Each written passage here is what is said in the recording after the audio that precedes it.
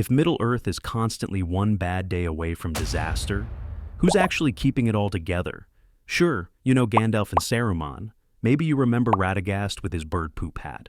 But Tolkien didn't just create 3 wizards. There are 5. 2 of them vanish into the east, and might have changed the entire war against Sauron, off-screen. Today we're breaking down all 5 wizards in Middle-earth, who they really are, what their powers are, and who actually did their job, and who absolutely didn't. First, quick reset. In Tolkien's world, wizards aren't just old guys who learned magic from books.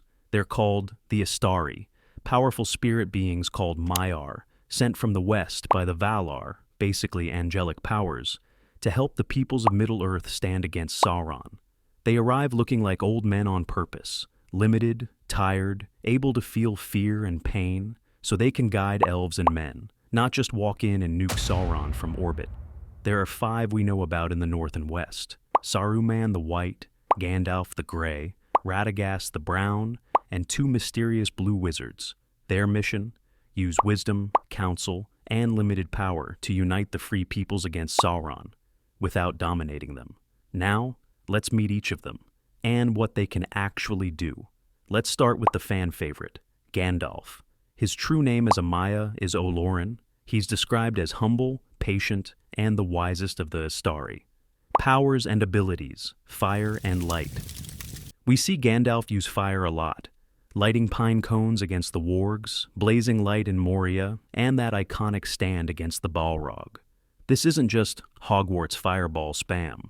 It's spiritual power channeled through his staff, often expressed as flame and light, a visible symbol of resisting darkness. You shall not pass!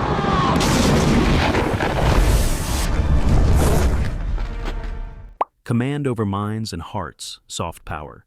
Gandalf's real superpower is influence.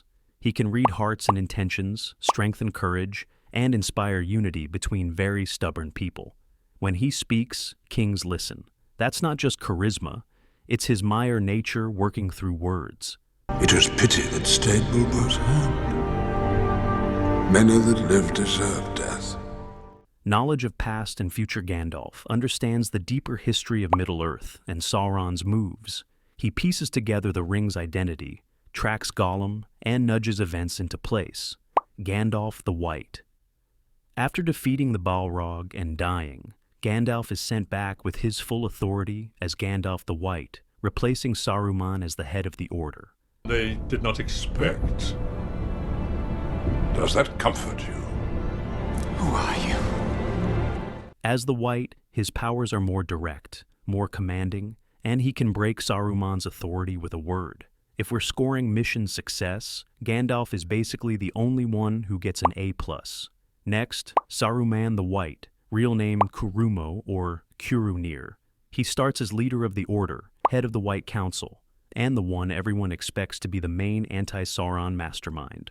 Powers and abilities. Voice that bends wills. Saruman's biggest weapon isn't fire or lightning, it's his voice. When he speaks, even wise people find themselves almost agreeing with him before they snap out of it. This isn't just good rhetoric, it's a magical charm and manipulation ability. Deep knowledge of craft and technology. Saruman's name literally links to skill or craft. He studies the rings of power, builds war machines and explosives, industrializes Isengard into a weapons factory. He uses knowledge meant to oppose Sauron, to basically become Sauron Light. Palantir and long-distance influence. With the Palantir, Saruman can see far, but also becomes vulnerable to Sauron's influence. The Fall.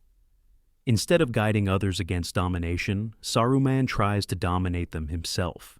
He breaks the wizard rules, turns to conquest, and ends up a pawn and then a petty tyrant. Mission grade. F. Incredible power, totally misused. Now, for Radagast the Brown, true name Aiwendil, friend of birds. He's the nature specialist wizard, sent with a heart for animals, birds, forests, and wild places. Powers and abilities. Communion with animals, Radagast can clearly communicate with and influence birds and beasts. In the lore, he's closely tied to all wild things. and Gandalf even relies on Radagast's bird network indirectly for messages. Deep attunement to nature. Where Gandalf walks among kings, Radagast is out in the woods, keeping the natural world on their side. The critique. Tolkien suggests Radagast may have gotten too absorbed in birds and beasts, and drifted away from the main mission to oppose Sauron directly. Mission grade, C+. Helpful, probably kind, but not fully engaged in the central war. And now, the most mysterious part, the two blue wizards. In some of Tolkien's writings, they're called Alatar and Pallando. Later, possibly Morinatar, Darkness Slayer, and Romestamo, East Helper. They're sent far into the east and south, way off camera from the Lord of the Rings. What we know? Sort of. Tolkien's thoughts on them evolved over time. Version 1, they failed, like Saruman. In one earlier idea, Tolkien suggests that they may have failed their mission, possibly started strange cults or magic traditions, and ended up as yet another kind of corruption among men in the East. Version 2, they helped weaken Sauron. In later notes, Tolkien changes direction. He imagines the blue wizards arriving even earlier, in the Second Age, and working behind the scenes to support tribes who resisted Sauron, stir up resistance and rebellion, and disrupt Sauron's forces in the east and south. In that version, they might have been crucial to why Sauron never had even more overwhelming armies when he fought in the west. Powers and role. We don't see their powers directly, but given their Istari, we can reasonably assume similar spiritual nature to Gandalf, Saruman, and Radagast, each with a themed focus. Most likely their powers manifested as guiding and organizing resistance among men in the East, undermining Sauron's worship and propaganda, and maybe quietly sabotaging his military buildup. Mission grade, early version, D, fell into cults. Later revision, A, negative, quiet heroes of the East. Since Tolkien's final word isn't 100% settled, you kinda get to choose your favorite canon-adjacent headcanon here. Let's zoom out and look at all 5. Mission, in one sentence. Help the peoples of Middle-earth resist Sauron without trying to rule them. Gandalf guided hobbits, men, and elves. Faced Sauron's servants directly. Refused the ring when offered. Grade, completed the mission. Saruman started strong as leader and strategist. Became obsessed with power, industry, and the ring. Tried to rule instead of guide. Grade, failed spectacularly. Radagast, deep love for animals and forests. Indirectly helpful, but possibly drifted away from the central conflict. Grade, partial credit. Blue wizards.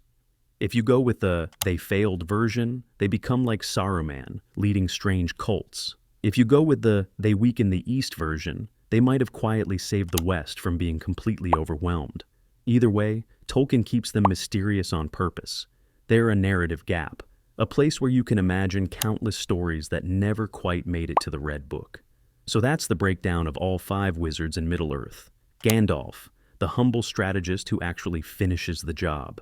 Saruman, the brilliant mind who breaks the rules and breaks himself. Radagast, the gentle nature mage who maybe forgets the bigger picture. The blue wizards, either tragic failures or secret heroes who helped win the War of the Ring from the shadows. Tell me in the comments, which wizard is your favorite, and how do you think the blue wizard story really went?